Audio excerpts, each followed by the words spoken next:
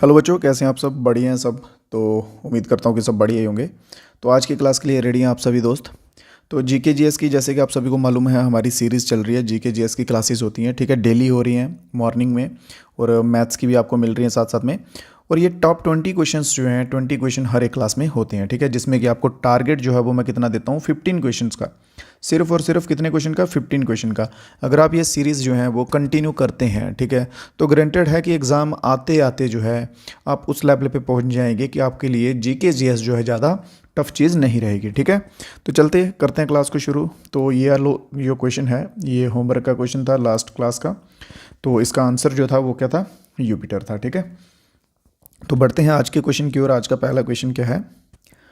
तो आज का पहला क्वेश्चन कहता है कि सूरज कुंड मेले की बात की गई है, ठीक है। सूरज कुंड मेला जो है हर साल लगता है भाई, हरियाणा में लगता है, ठीक है। कहाँ लगता है? हरियाणा में लगता है। और इन्होंने पूछा है कि कौन से महीने में लगता है, ठीक है, कौन से महीने में जो है ये सूरज कुंड मेला जो है वो लगता है। जल्दी से सभी दोस्त जो हैं वो आंसर बताते जाएंगे अपने साथ साथ कमेंट बॉक्स में। और अगर इसके सिवा किसी क्वेश्चन में किसी भाई को कोई डाउट रह जाए, कोई भी प्रॉब्लम हो, तो आप शेयर कर सकते हैं, ठीक है।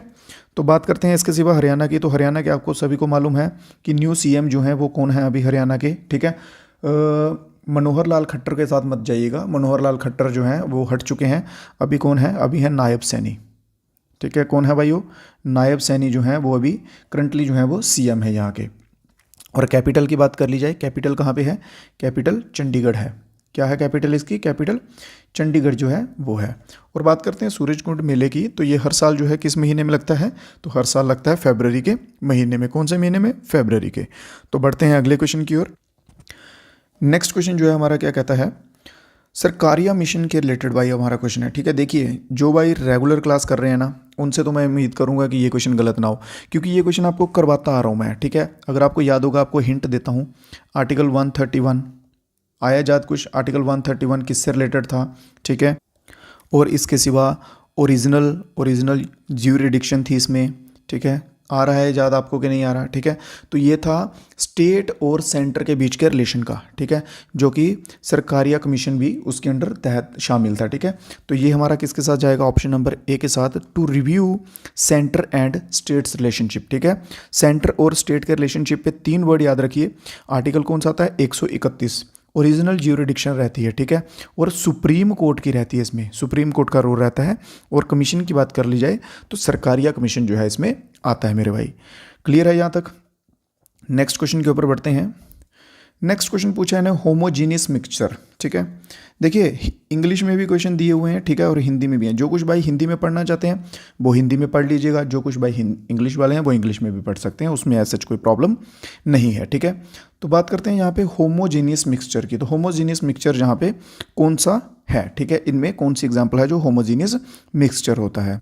सबसे पहले बात करते हैं कि होमोजीनियस मिक्सचर जो है वो होता क्या है। इसमें देखिए, कंपोनेंट्स जो होते हैं ना वो सेम प्रोपोर्शन में रहेंगे। क्या होता है? होमोजीनियस मिक्सचर में कंपोनेंट्स जितने भी होते हैं वो सभी सेम प्रोपोर्शन में रहते हैं, ठीक है, और उसमें इजीली डिजॉल्वेबल होते हैं। तो इसका आंसर क्या रहेगा? Salt solution. सॉल्ट सॉल्यूशन जो है इसमें बिल्कुल सही जवाब रहेगा। क्लियर है यहाँ तक? किसी क्वेश्चन में कोई डाउट वगैरह रह जाए तो आप बता सकते हैं। चलिए, करंट अफेयर्स की बात करते हैं एक। तो क्वेश्चन क्या बोला गया है? 1 तारीख, ठीक है, 1 घंटा एक साथ कैंपेन जो है ये रिसेंटली न्यूज़ में रहा है, ठीक है, वो किसके रिलेटेड है? चलिए ऑप्शंस पढ़ते हैं।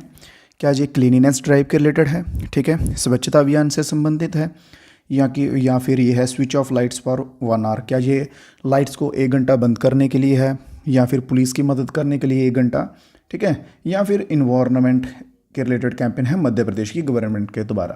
क्लियर है? तो ये जो कैंपेन है मेरे भाइयों, 1 तारीख 1 घंटा एक साथ, तो ये है क्लीनिनेस ड्राइव, ठीक है। तो ऑप्शन नंबर ए जो है यहाँ पे हमारा बिल्कुल सही रहेगा। और ये कब मनाया गया था? महात्मा गांधी जी के बर्थ डे के ऊपर। क्लियर है मेरे भाइयों? चलते हैं अपने नेक्स्ट क्वेश्चन की ओर। तो नेक्स्ट क्वेश्चन में क्या पूछा गया है यहाँ पे?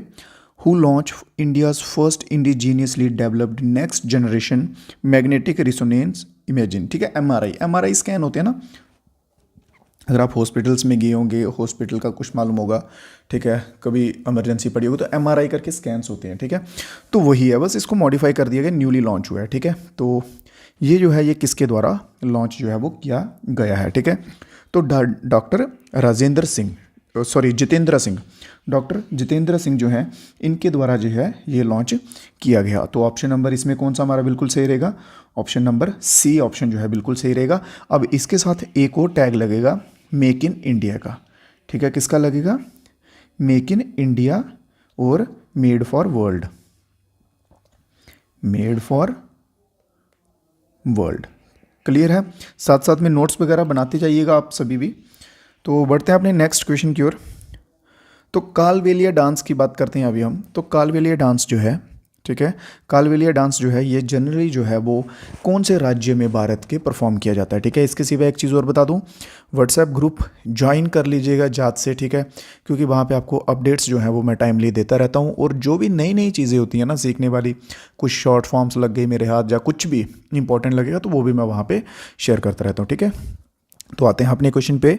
तो कालबेलिया जो है वो डांस जो है वो कहाँ परफॉर्म किया जाता है मेनली, ठीक है। तो कालबेलिया की बात की जाए मेरे भाइयों तो ये कहाँ किया जाता है, ये किया जाता है राजस्थान में। कहाँ किया जाता है, राजस्थान में जो है ये किया जाता है। और आप मानेंगे कि ये यूनेस्को की लिस्ट में भी है, 2010 में ये यूनेस्को में शामिल हो चुका था। कहाँ हो चुका था, 2010 में शामिल हो चुका था।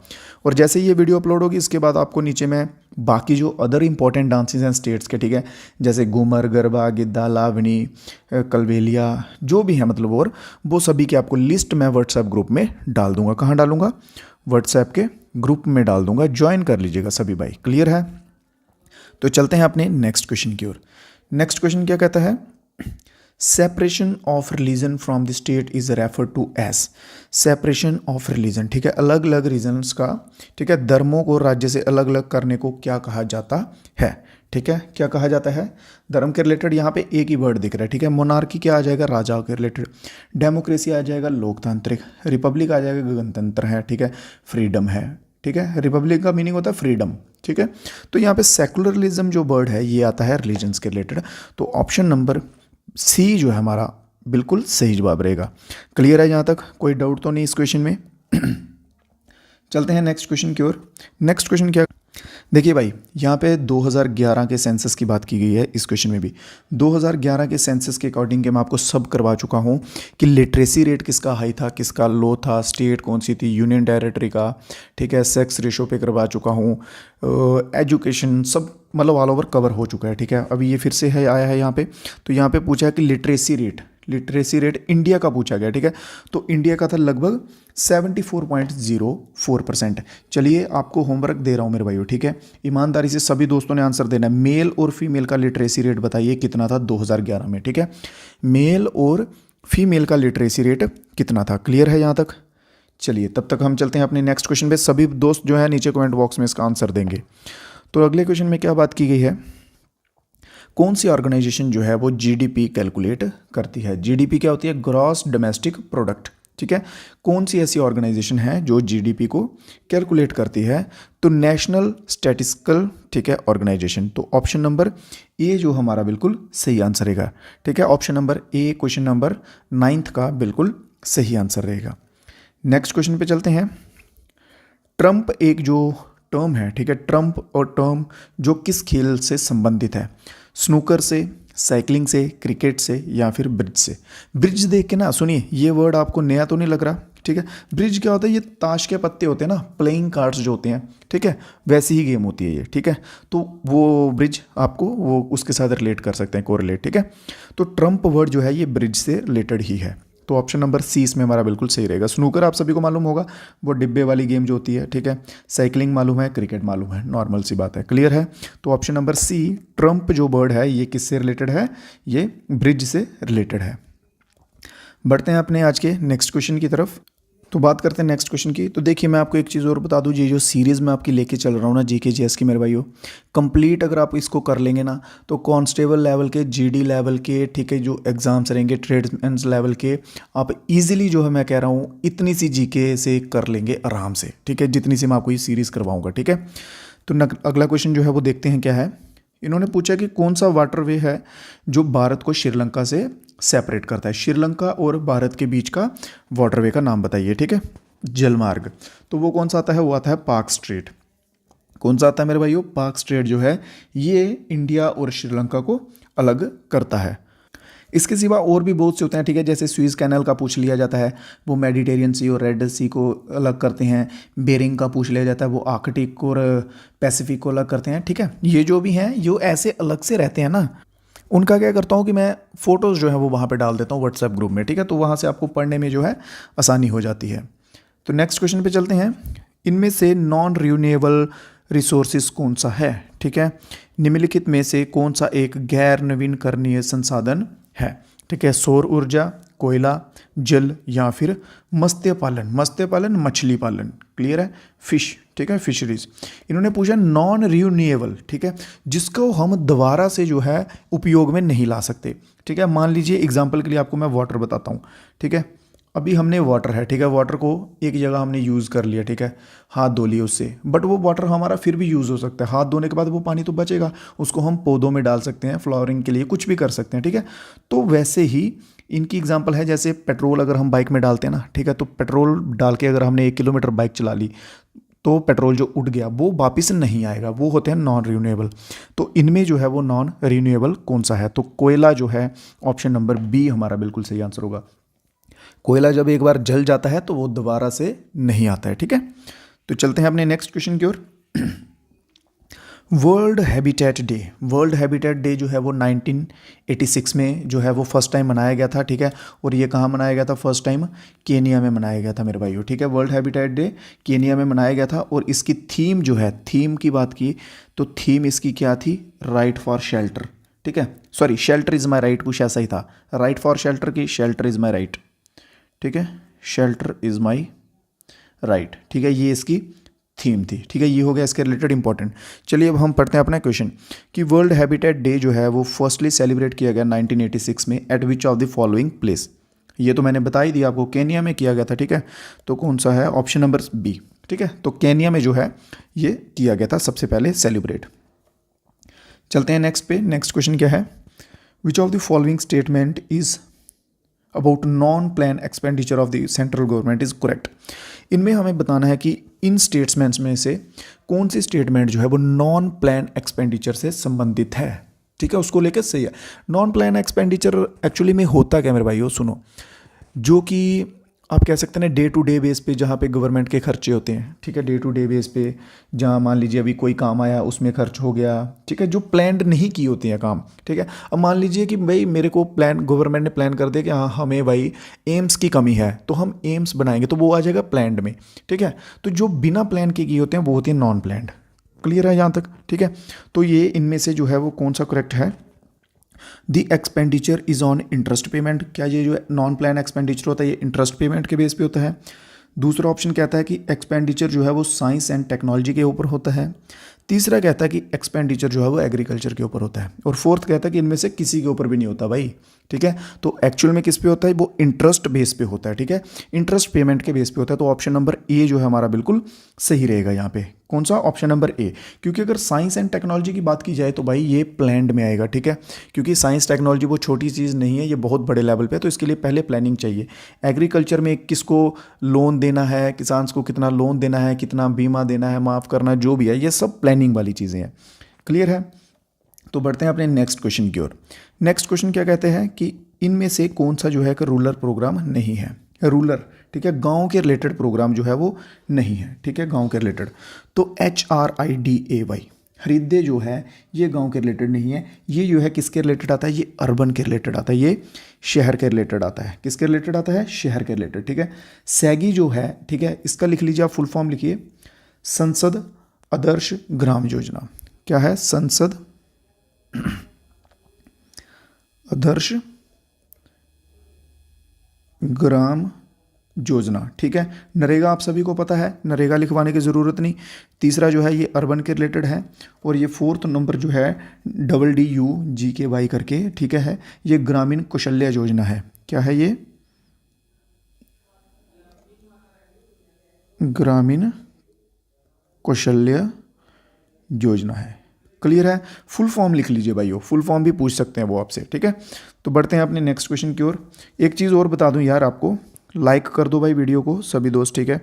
लाइक भी करना ज़रूरी होता है, जो कि बिल्कुल फ्री का होता है। नीचे देखिए साइन दिख रहा होगा लाइक का, लाइक कर दीजिएगा। अगर आपने सब्सक्राइब नहीं किया मेरे भाइयों तो सब्सक्राइब भी कर दीजिएगा, ठीक है। तो नेक्स्ट क्वेश्चन पे चलते हैं अपने। Finance minister has approved Navratna status for dash in August 2023। Finance ministry जो है उसने अप्रूव किया है नवरत्ना का स्टेटस, किसके लिए, ठीक है, किसके लिए, अगस्त 2023 में, ठीक है। किसके लिए क्या है जल्दी से, तो ये क्या गोवा शिपयार्ड के लिए क्या है, भारत कुकिंग कोल के लिए, सेंट्रल कोल फील्ड्स के लिए, या फिर ONGC विदेश के लिए, ठीक है। ये किसके अंडर आता है मेरे भाइयों, ये आता है central sector public sector enterprises के अंदर, सेंट्रल पब्लिक सेक्टर एंटरप्राइजेस के अंदर जो है ये आता है ONGC, ठीक है। तो इसके रिलेटेड जो है नवरत्ना स्टेटस जो है वो अप्रूव्ड किया गया है फाइनेंस मिनिस्ट्री के द्वारा। नेक्स्ट क्वेश्चन है म्यूजिक के रिलेटेड, फिर से एक और क्वेश्चन आता है। Who is the first Indian classical musician to perform at United nation.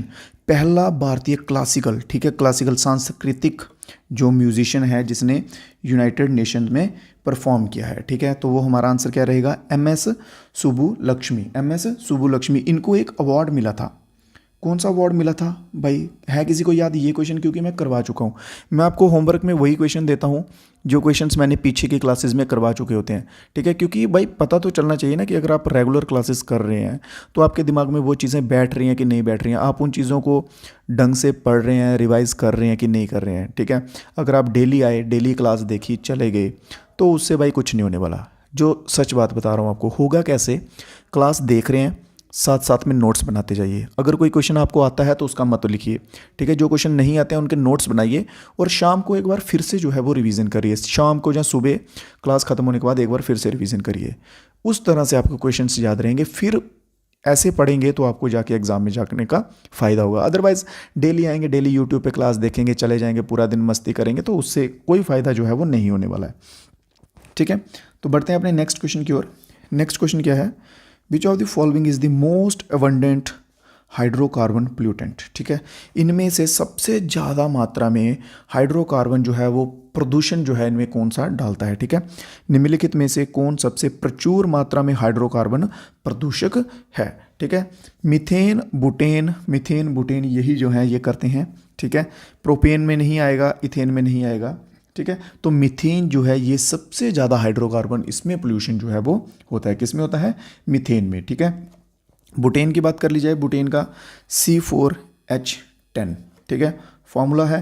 Clear है यहाँ तक, चलिए क्वेश्चन समझ आ रहे हैं कि नहीं आ रहे हैं, सभी बच्चे अपना एक बार रिव्यू दे देंगे कि सर हाँ क्वेश्चन हमें समझ आ रहे हैं, नहीं आ रहे हैं, कुछ इंप्रूवमेंट की ज़रूरत है। जो भी आपके अकॉर्डिंग हो वो आप एक बार ज़रूर जो है कमेंट बॉक्स में बताइए। अगर मुझे कुछ इंप्रूवमेंट की ज़रूरत होगी तो वो लिख के बताइए, मैं डेफिनेटली वो चीज़ भी इंप्रूव करूँगा, ठीक है। तो नेक्स्ट क्वेश्चन है डायमेंशन ऑफ फुटबॉल ग्राउंड का पूछा गया भाई। फुटबॉल ग्राउंड जो है उसका डायमेंशन जो है वो कितना होता है, ठीक है। फुटबॉल ग्राउंड का डायमेंशन कितना होता है, तो फुटबॉल ग्राउंड का डायमेंशन होता है 105 मीटर लंबा, और चौड़ाई में कितना होता है 68 मीटर, ठीक है। 68 मीटर जो है वो चौड़ाई में होता है, और 105 मीटर जो है वो लेंथ में होता है। तो ऑप्शन नंबर ए हमारा जो है यहाँ पे बिल्कुल सही जाता हुआ हमें दिखेगा। नेक्स्ट क्वेश्चन है, और आज की क्लास का लास्ट क्वेश्चन जो है, ठीक है, आज की क्लास का लास्ट क्वेश्चन है कि कौन सी बुक जो है वो गांधी जी के द्वारा लिखी गई है, ठीक है। कौन सी बुक जो है वो महात्मा गांधी जी के द्वारा लिखी गई है, the Indian pilgrimage, Hind Swaraj, इनमें से कोई नहीं, या फिर वाई आई एम एथिस्ट, ठीक है। कौन सी जो है बुक लिखी गई है, मैं नास्तिक क्यों हूँ, भारतीय तीर्थयात्री, हिंद स्वराज, या फिर इनमें से कोई नहीं। बहुत बढ़िया, ठीक है। तो देखिए महात्मा गांधी जी का जो है वो ज़्यादा जो है वो मॉडर्न हिस्ट्री में ये पोर्शन जो है वो कवर होता है, किसमें होता है ज़्यादा, मॉडर्न हिस्ट्री में। और मैं ट्राई करूंगा कि आपको सब्जेक्ट वाइज, जैसे जियोग्राफी की अलग से हो गई, एंशियंट हिस्ट्री, मेडिवल, मॉडर्न, ठीक है, ये सभी का एक एक लेक्चर में जो आपको कंप्लीट करवा दूं, फिर से रिवीजन के तौर पे वो भी करवा दूंगा, ठीक है। तो यहाँ पे बात कर रहे हैं महात्मा गांधी जी की बुक की, तो हिंद स्वराज जो है हमारा बिल्कुल सही आंसर रहेगा। क्लियर है यहाँ तक। तो आज की क्लास के जितने क्वेश्चंस थे मेरे भाइयों हो चुके हैं। कुछ आपको बीच में मैंने 1-2 क्वेश्चन जो है वो होमवर्क में दिया हुआ है, आप सभी अच्छे से ईमानदारी से उनके आंसर देने की ट्राई कीजिए, अगर आपको मालूम है तो, अगर नहीं मालूम है गूगल से सर्च करके दीजिए आंसर, ठीक है। और जाते जाते वीडियो को लाइक करना है सभी भाइयों ने एक बार, ठीक है। और हो सके तो चैनल को भी सब्सक्राइब कर दीजिएगा, जो कि टोटली फ्री है, लाइक भी और सब्सक्राइब भी, ठीक है। और इसके सिवा अगर आपका कोई सजेशन हो, कोई रिव्यू हो तो वो ज़रूर दीजिएगा। बाकी मिलेंगे आपसे फिर से कल नई वीडियो में, नए क्लासेस में, कुछ नए क्वेश्चन के साथ। तो तब तक के लिए दीजिए इजाज़त। जय हिंद, जय भारत।